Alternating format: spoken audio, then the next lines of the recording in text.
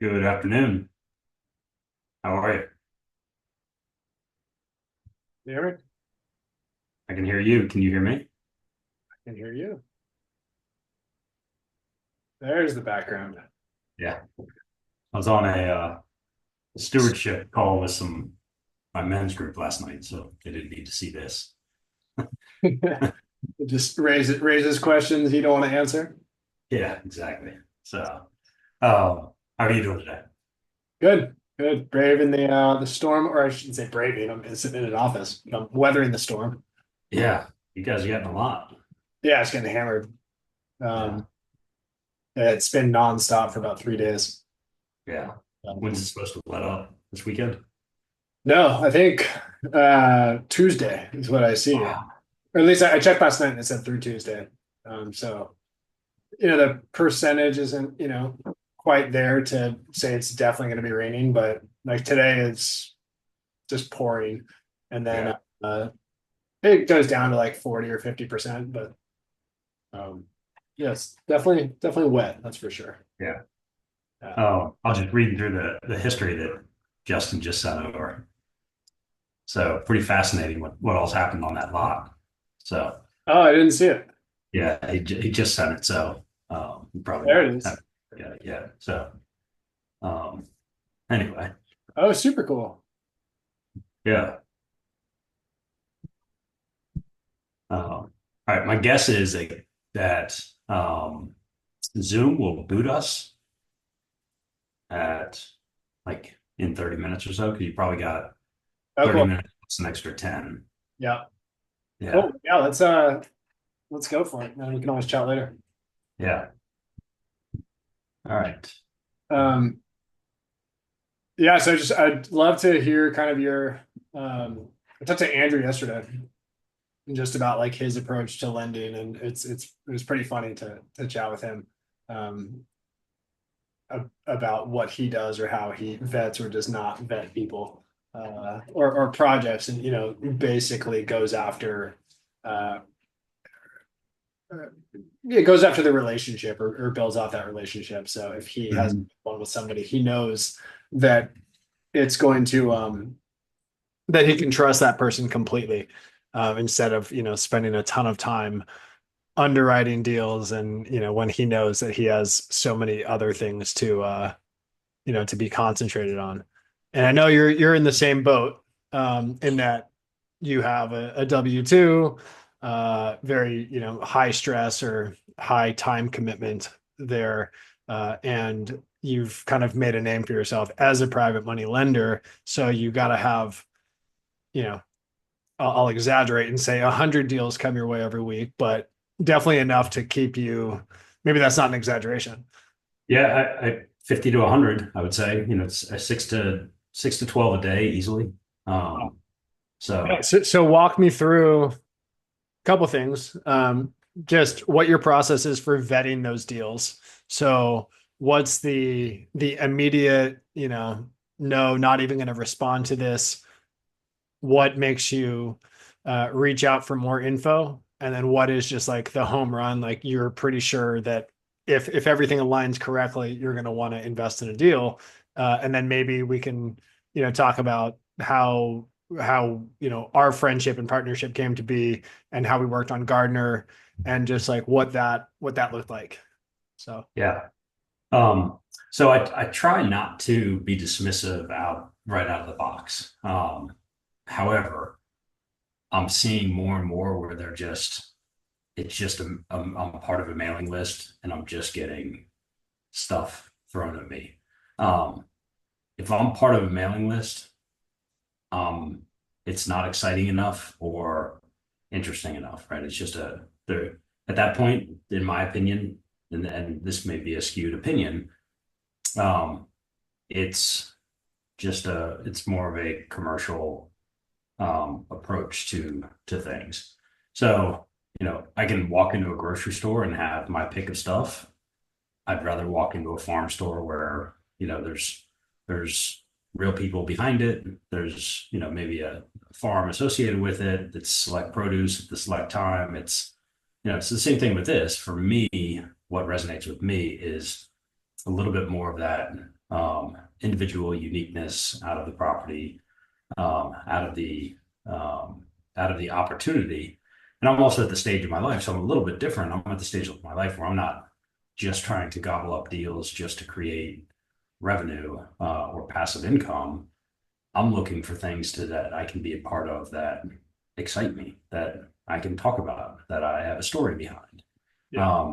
and that have people behind them that are also passionate about them. So that's not to say that the other approach isn't good and doesn't work. I think it's awesome for some people that are working that way and they've automated their processes to kick out messages when things come available and they try and get the greatest reach that they can and try and move things along with speed. That there's absolutely a tremendous business application for that. It doesn't fit for what I'm looking for at my stage and where I am with lending. Yeah. Um, I'm also a pretty conservative person. So when I look at opportunities, I'm looking at trying to mitigate the potential for loss as much as possible. I know I can't mitigate it completely, but I can, I can also, you know, do my due diligence. So the other thing that I would say that dismisses an opportunity right away is a short close of escrow. Mm. Since I do have a W-2, like you mentioned, I'm pretty busy with that. For me to go through all the steps that I'm going to go through and do a due diligence, then I, I need more time and I don't need to be rushed. So Um, what's more time for you? Is that a week? Is that a month? Is that six no, months? probably 2 weeks is what, if usually, so what I've found is if somebody needs something in a week, it means somebody else is backed out. And if somebody else is backed out, that means that somebody found something in the deal that wasn't working. Right. And so raised some red flags. So I kind of don't even bother.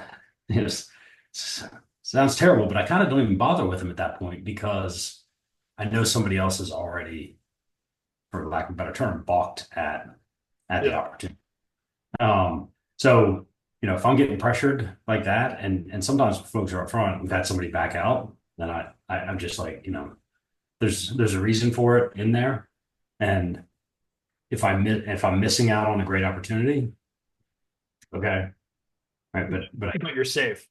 yeah, exactly. So I've I've missed out on a lot of great opportunities in my life. Still here, I'm still chugging along. Yeah.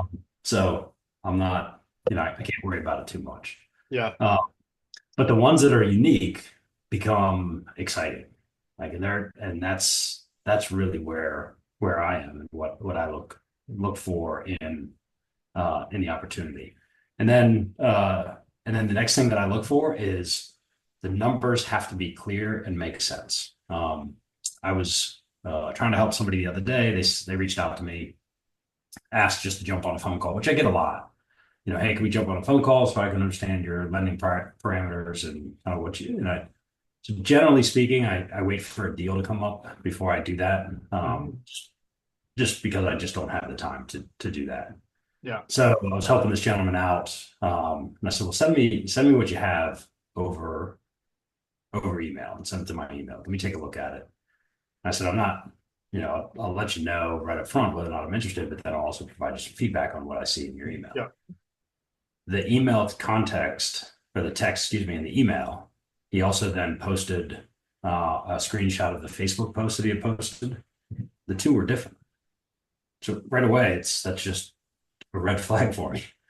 Uh, Like so the numbers were different or the property yeah, or what? yeah, no, the numbers were different. Yeah, so the property was the same, but the numbers that they were quoting on how much they needed, um, where kind of what they were using it for, what they were buying it for, like there's two different sets of numbers.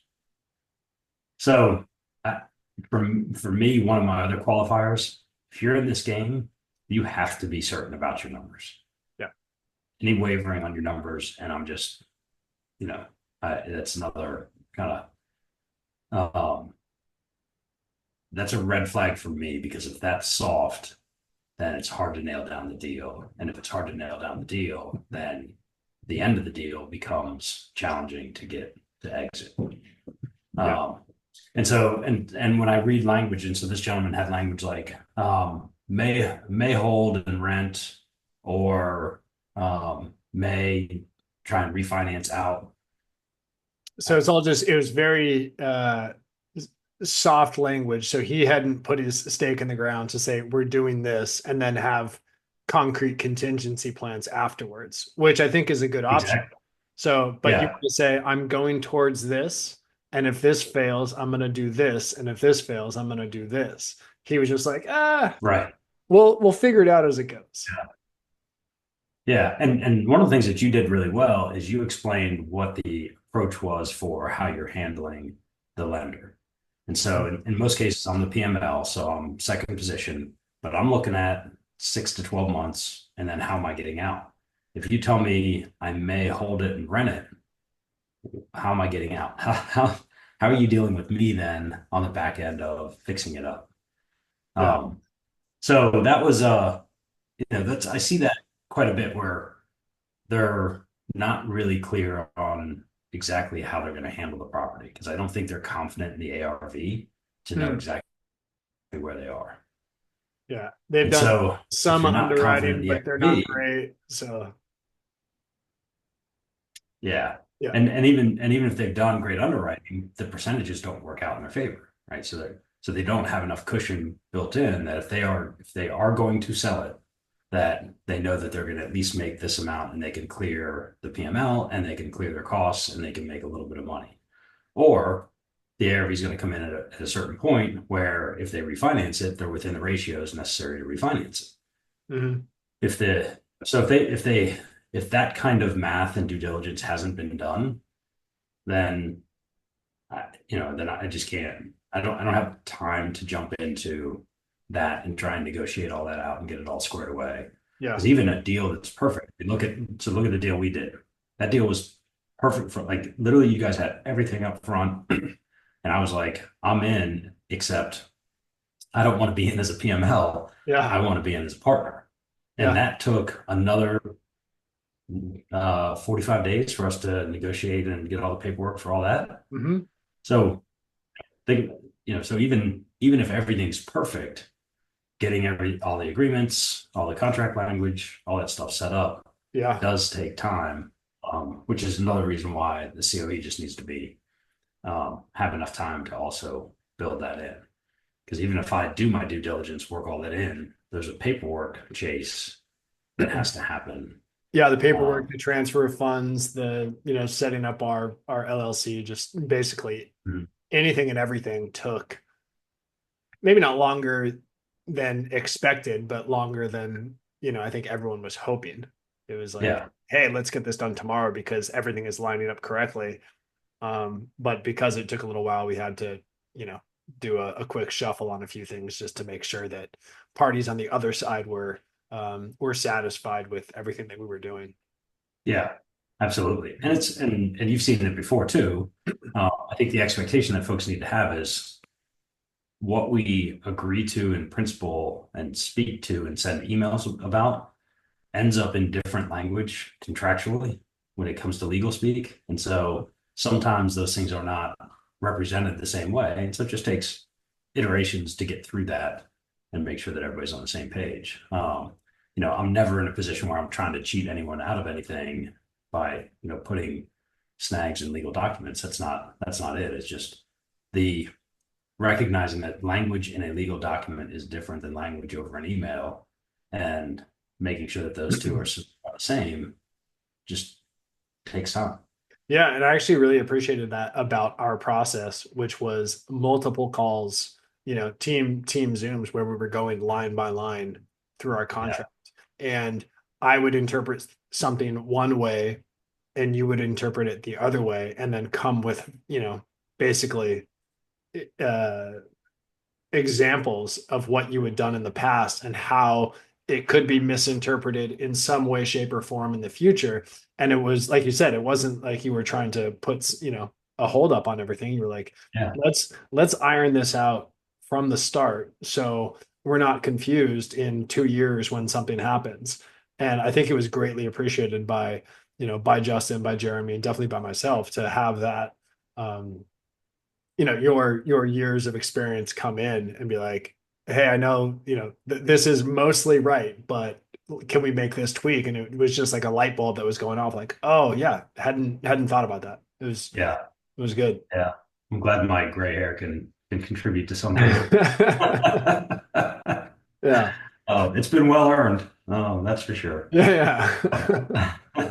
Yeah, I'm not a big believer. Like literally, the fight on the back end, you don't ever want to have. So just avoid it by having honest conversations up front, and then there's clear expectations. Because look, life changes. That's the biggest thing that over the duration of contracts, life changes. I have a creative deal down in Florida, and the woman that I'm working with down there, everything was, roses and sunshine, and she gets hit by another hurricane, and now she's like literally, my it's a short term rental, and my as we're still working through some final things, as she's getting constrained, I was just like, look, I want you to be in the best position possible. You can go live at my place for this place until you're back up on your feet.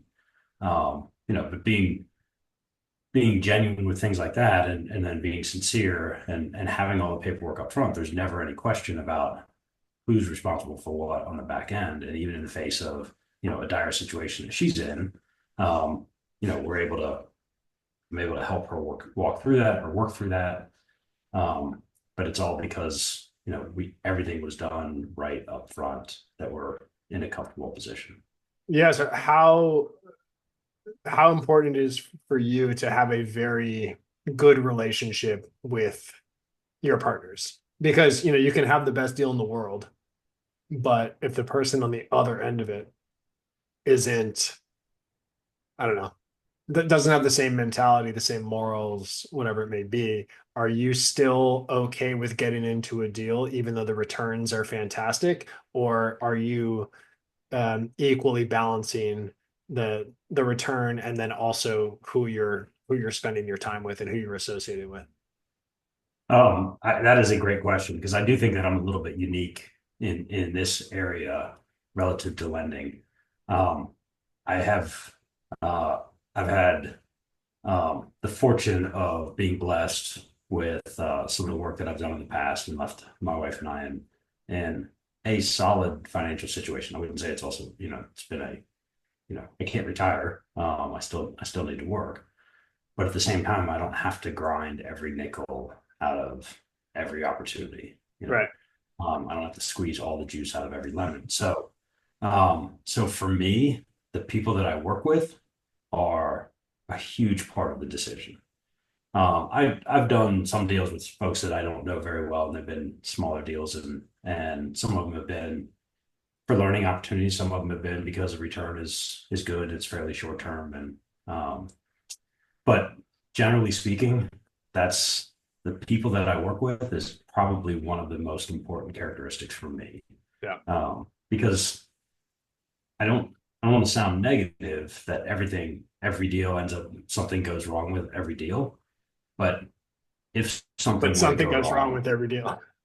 right? And when it does, is it something that are these the people that you want to work with to solve those problems? Mhm. And it's just, look, I've had my fair share of jobs and projects and things like that where I didn't particularly care for interacting with the individuals, and my personality, as faulty as this is, I would avoid just even having the conversation. Whereas with you, like I wake up this morning, I'm like, I get to talk to Eric today. Like it's going Yeah. to be a great day. Yeah. You know, Likewise. so it's like just that for me, it makes a tremendous difference. I'm in a deal with Caroline Kane. I mean, just, and every time I get a chance to chat with her about that and about things that she's doing, it's a great day, right? Yeah. She's such a positive person, helps so many people, and I learn a ton from her with every interaction, similar to you and Justin and Jeremy and Andrew. I mean, these guys are all tremendous guys. You guys are all a group of people that I absolutely want to be around and welcome the opportunity to be around you guys. So Yeah. It was yeah. interesting in our first conversation. when let's see. Yeah, we had the Zoom just to walk through the the pitch deck. Mhm. And it's like this immediately, like easy conversation, immediately hit it off. You talked about why you'd be interested in working with, us and the different aspects of, the backgrounds that, definitely Justin and Jeremy had. And then, I think you and I have, our relationship is built since then. Um, Mhm. but it was like, okay, checking this off, checking this off, checking this off. And as soon as we were off the call, I called those guys and I said, clear your schedule on, Friday or whatever the day was. Um, we're gonna you're gonna meet this dude because he's probably gonna be our partner if everything lines up.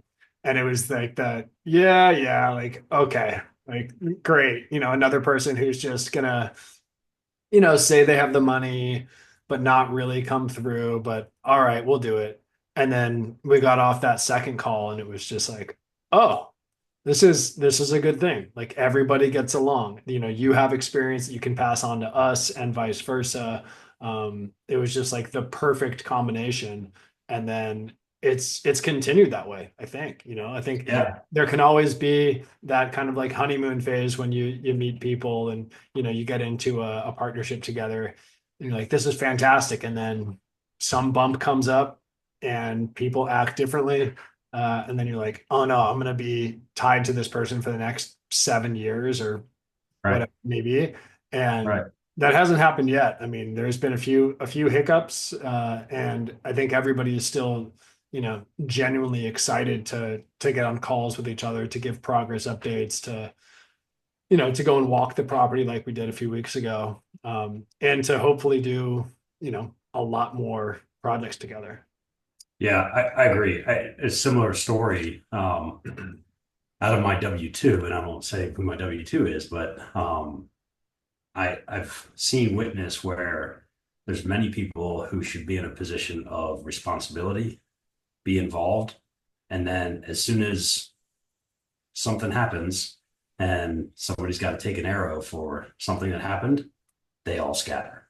And these are the senior most people in the organization. And I'm just not a big believer in that. I tell my team that works for me today, I'm the one who takes the arrows. So if somebody comes after you, just point them in my direction. I take the arrows for you. Don't ever be the recipient of those. Yeah. So the same thing, the people that I'm looking to work for or work with is I'm looking for characteristics that are we know we're going to have problems. Just you just know it, but we also know we're going to work through them, and we're going to work through them as professionals, as decent human beings. I have a pretty simple philosophy: we'll never do anything illegal, immoral, or unethical. It's really it's very very straightforward. And so sometimes when you get challenged on that, you just I just remind myself that that's my rule that I live by. Yeah. And so I do believe that once I met you guys, there's no question that anything that we hit, we could solve, and solve as reasonable gentlemen that are working together towards a better result. Yeah. So, Yeah. yeah, Completely agree. but I think that's a key part. Enjoying the people that you are working with is is definitely a very integral part of the deal. Yeah. So how quick do you know? Like, do you have a good gut in that sense? You meet somebody, you talk to them, or it usually takes a little while. I would say that I default to assume best intent Yeah. first. Where it falls for me right away is in the numbers. So I'm a bit of a numbers guy, where numbers make a lot more sense to me sometimes than words do. Mhm. Um, so I'd rather read a spreadsheet than a book. And so as soon as I see problems with the numbers and or kind of just so the number one thing for me is fabricating an ARV. That's that's a huge like at that point I just don't trust you. Um, Like if it's so egregiously off, you're yeah, like, yeah, how? yeah. It's so simple to just go to Zillow and you can immediately see if the ARV is off. Yeah, without And even doing real comping. right, right, Just to see what's in the area. If everything is selling for 600 and you're like, oh, it's going to be $1 million house, you're like, right. is it? Yeah. And it's going to be $1 million house amongst $700,000 houses. Well, nobody wants the most expensive house in the neighborhood. So that's a bad deal also, right? Yep. So I just, that I would much rather, and that's one of the things that I liked about your all's deal. It's like, here is, uh, here's what's reasonably expected. Here's the potential, right? But most deals that I end up walking away from are, this is the expectation is the high end, Mm. and often the low end is never presented. I'm going to quickly do math on the low end and see where you are, and if you're not thinking that way, then it's probably not the right opportunity for me. Yeah, I think that's something that we really wanted to focus on, which was, hey, like we think we're going to do a fantastic job. We think this thing is going to just be a home run because of the abilities that the team has to produce a amazing product. But then also because of the scarcity in that particular town for the accommodation that we'll be able to provide, right? So in theory, yes, we could get a 85% occupancy rate or whatever the number was.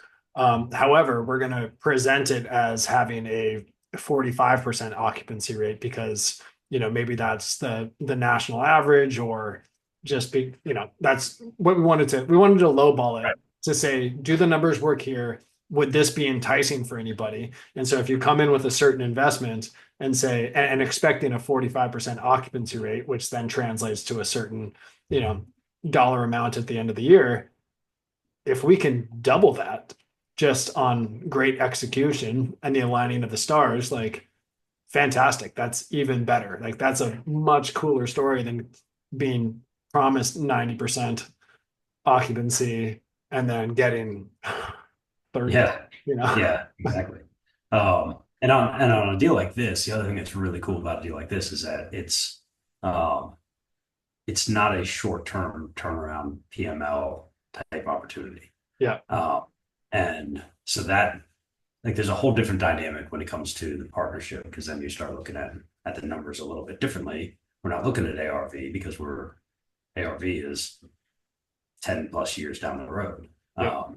We're looking at this point, we're looking at potential revenue out of the deal. So each deal is a little bit unique that way. But like I said, for me, from a trust perspective, I'm gonna trust you just right out of the gate, just because I think inherently we as humans, um, well flawed, are also, we're all trying to do good things. Um, but as soon as I start to see numbers that are misaligned, numbers that are egregiously inflated, just simple mathematical errors, then then it's, you know, typically I'm getting asked for about $100,000. Okay. I would expect that if somebody's asking for $100,000, that they would put a little bit of effort into the ask. One would hope. Yeah, yeah. So that's a little bit of a qualifier as well. Yeah. And there's some great professional ones out there that I get that I'm part of mailing lists, and they've done a great job in putting those together. So So, you touched on briefly kind of, yes, there is a business behind having that like mass outreach, which I think is true. mhm. And, having your mailing list of, you know, 500, 5,000, whatever it is to blast out to potential lenders or investors. Um, but your approach, or it sounds like you very much appreciate a more hands-on experience, a personalized experience. Like, hey, Elliot, I saw that you've done X, Y, and Z projects and that, you live in this place. I also have ties to that place. And um, would you mind, or would you be interested in looking at this deal instead of, hey, friend, look at the property that we have here, just like a generic, Yeah, generic email. yeah, exactly. And it's okay if I haven't ever met you before. Like, you and I didn't know each other until you sent me the deck, and you did all the right things, right? You're like, okay, it's this is the opportunity. Would you be interested? And if so, and I actually think you sent me the one pager. Mhm. Maybe you had a one pager you sent me. Are you interested? Yes, I'm interested. Great, let's get on a call. Okay, at that point, you know, looking at each other man to man, eye to eye, albeit coast to coast, Yeah. um, it's it makes a big difference in establishing that connection.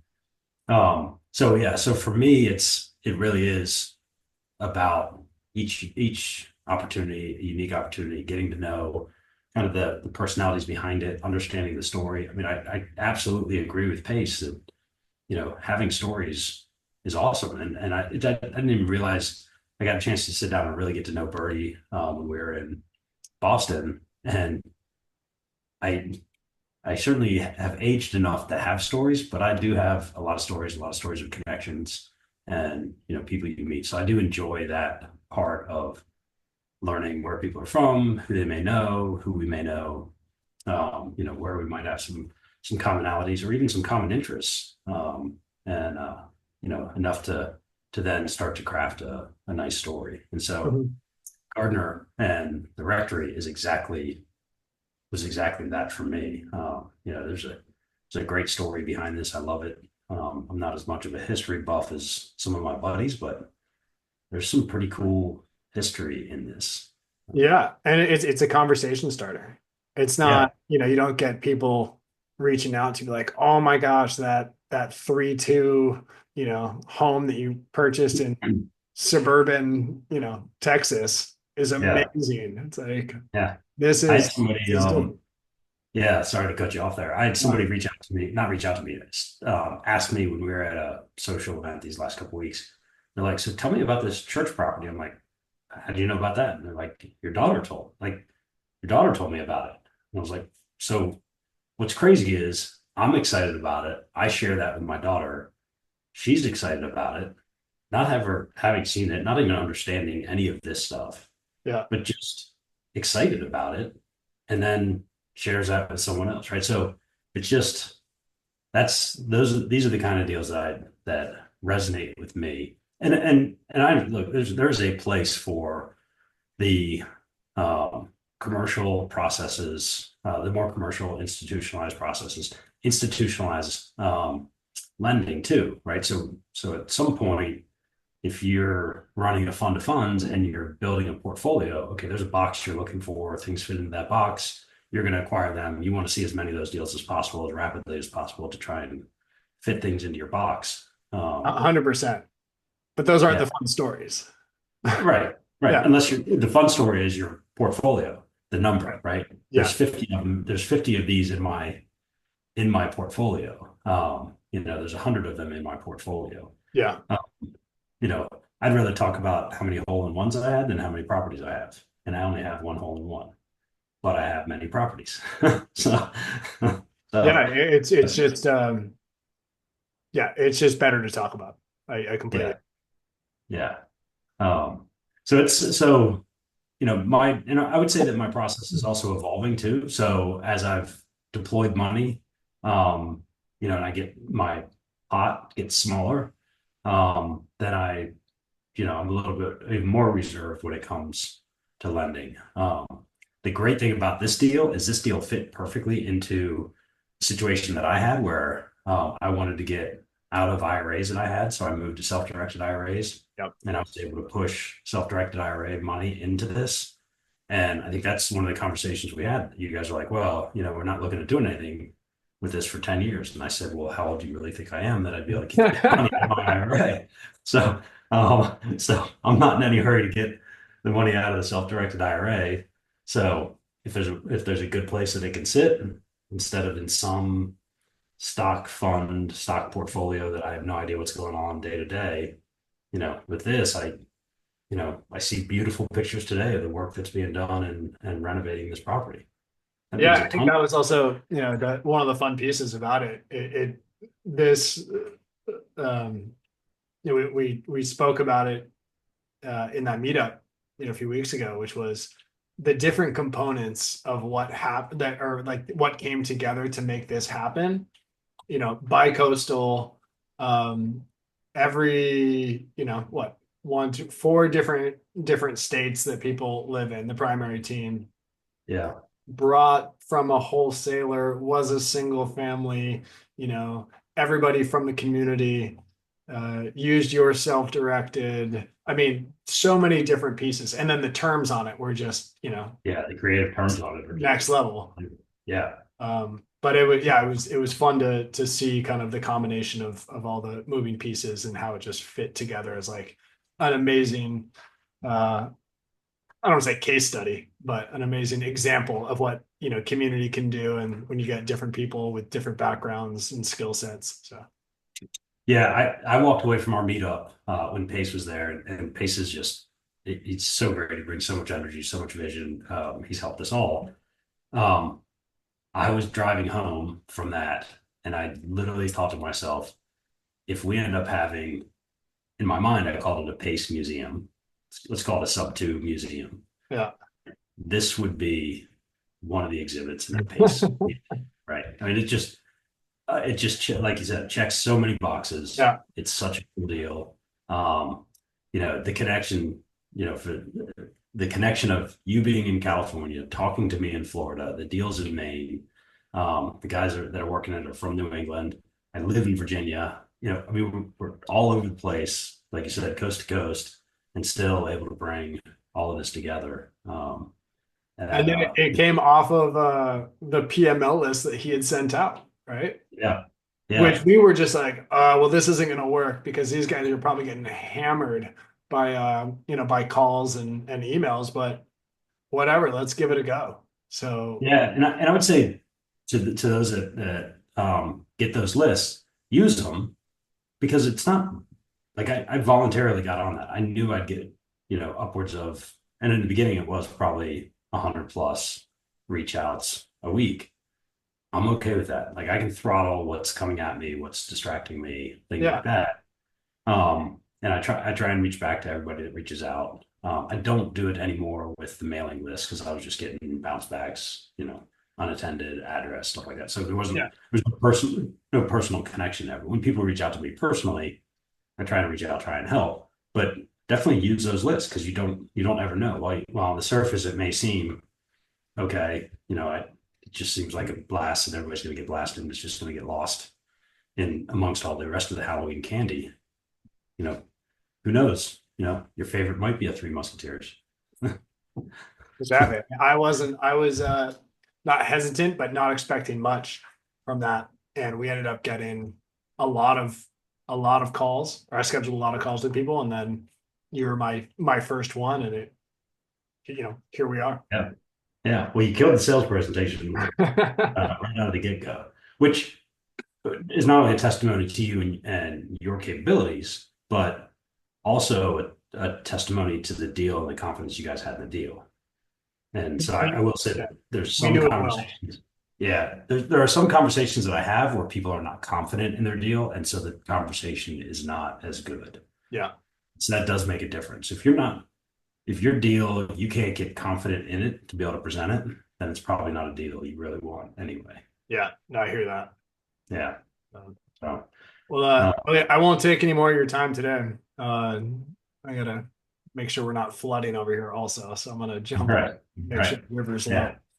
Well, stay dry. Well, I know you're not going to stay dry, but keep your life vest handy, um, Will do. and your kayak. Yeah, But always appreciate catching up with you, Eric. It's yeah. always a pleasure. Likewise. Well, I appreciate it, and say hello to the family, and I'll talk to you later. All right. Take All right, care. everybody. Bye. Bye.